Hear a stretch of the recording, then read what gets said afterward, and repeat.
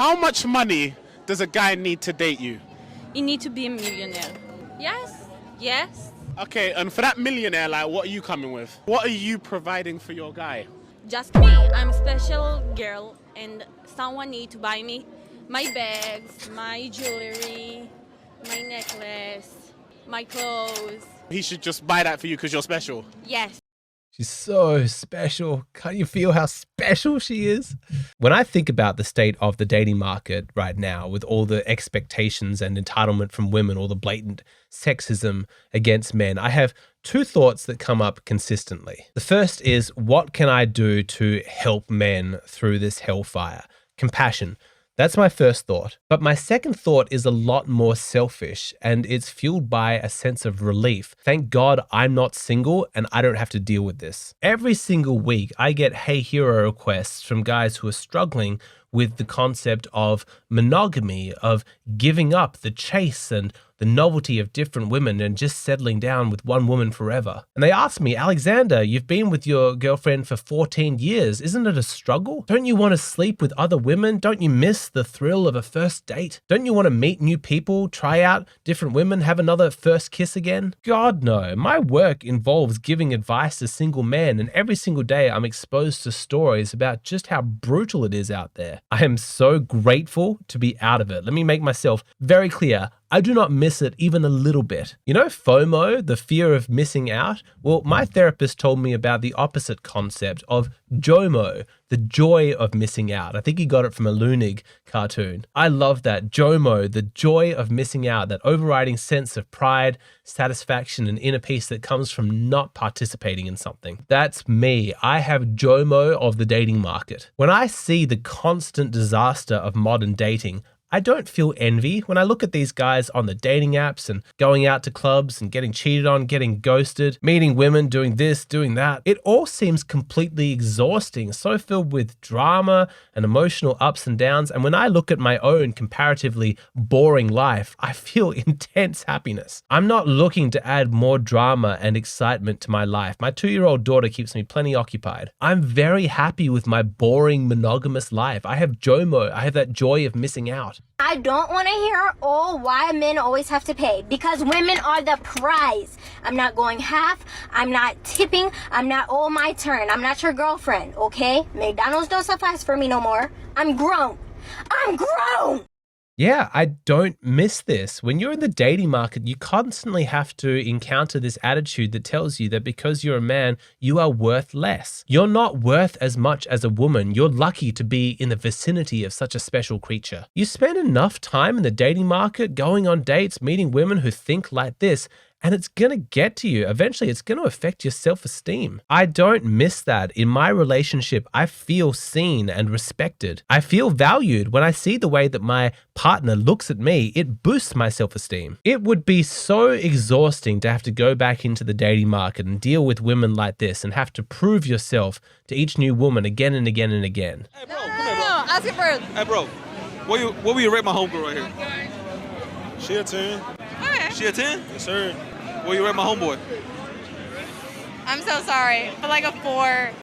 Yep, that's how it goes. Unless you are in the top percentage of looks as a man, the longer you stay in the dating market, the uglier you're going to feel. Even if you're just a normal, average-looking dude, enough time in the dating market will convince you that you're hideous. Do you remember this fun graph that showed that the bottom 80% of men are competing for the bottom 22% of women, and the top 78% of women have only got eyes for the top 20% of men? That's the trading price in the dating market right now. You can see it in the data. The average man compared to the average woman is considered way uglier. Why would anybody relish the opportunity to stay in a marketplace where they are priced so low? That's what I really don't get about men who are scared to settle down and be monogamous. We saw some really interesting examples of this in my paid course, but these guys who want to stay in the dating market. From where I'm sitting, it's so hard to relate to. It's like, really? You want to stay in the place with all that rampant sexism, all those female expectations and entitlement, where there's all those double standards that makes you feel ugly? You would prefer that than to actually settle down with a high quality woman who loves and respects you and makes you feel really good about yourself. Aren't you just itching to leave all that nonsense behind and finally start your life? I suppose if you are really top tier in terms of looks and you're getting a lot of female attention and you're really promiscuous and you're just indulging your desire for novelty, I suppose I can understand it then. I don't really support it. I don't encourage it on my channel, but like, I'm a man, I get it. I have a male sex drive as well. I can understand why you might be reluctant to give that up. But I can't help but think that putting in so much effort by staying in the dating market just so you can have sex, won't that at some point begin to negatively affect your self-esteem? Like, how desperate am I for external validation that I need to keep sleeping with new women? How hard do I need to work just to prove something to myself or prove something to other people? I mean, really, all you're proving by continuing that promiscuity is how small you are, how dependent you are on validation from other people in order to feel good about yourself. Being Peter Pan and never growing up and just measuring your masculinity by your ability to sleep with new women is not the flex that you think that it is. And I don't mean to shame men because, like I said, I'm a man too. I've got a sex drive. I can understand it. But the men who get stuck there, I can't help but think that they're focusing too much on the FOMO, the fear of missing out. All they can think about are all the women and new opportunities that they're never going to experience again. But they're not focusing on the JOMO, the joy of missing out, of no longer having to deal with all those crazy expectations, all of that sexism, all that female entitlement. Yes, if you settle down, then you'll never have another first date. You'll never have another first kiss. You'll miss out on all those butterflies of excitement of meeting a new woman and thinking, oh, where could this go? That rush of expectation of how good the future could be. That's that new relationship energy. Some guys are completely addicted to that. And you'll never sleep with another woman again.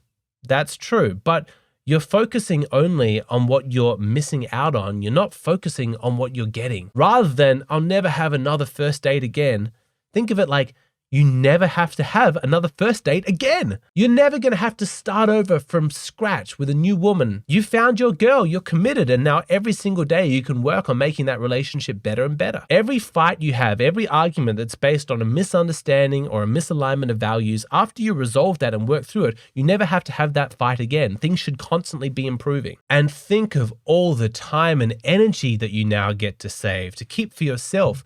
All the time that you spend on dating websites or scrolling through apps or getting stood up at restaurants or wondering why she isn't texting you back, all of that wasted time now gets returned to you. You found your girl. That's sorted. That's done. Now you can put all of that reclaimed energy and time into perfecting your existing relationship or starting new business ventures or learning new hobbies or spending time with your children. Doesn't that sound appealing, that the huge time energy sink that has been dating over however many years is now finished? You won. You found your high quality girl and you cashed out. Enjoy it. Enjoy her love. Enjoy her companionship. Enjoy your boring, drama-free existence and feel that sweet, sweet JOMO. Now, I don't mean to oversimplify. I, of course, understand that it's a really big deal actually choosing a woman to be monogamous with, committing to her. That's going to have such a massive impact on your life. It's a big decision. And so naturally the question arises, how do you know if she's the one? How do I know if it's the right time to make this commitment? So for any men who are in this situation and are unsure whether to take their next step with their girlfriend, I offer a full guide and breakdown in the full-length version of this video, which is available on my Patreon. What you're seeing here on YouTube, this is just the shortened, abridged version.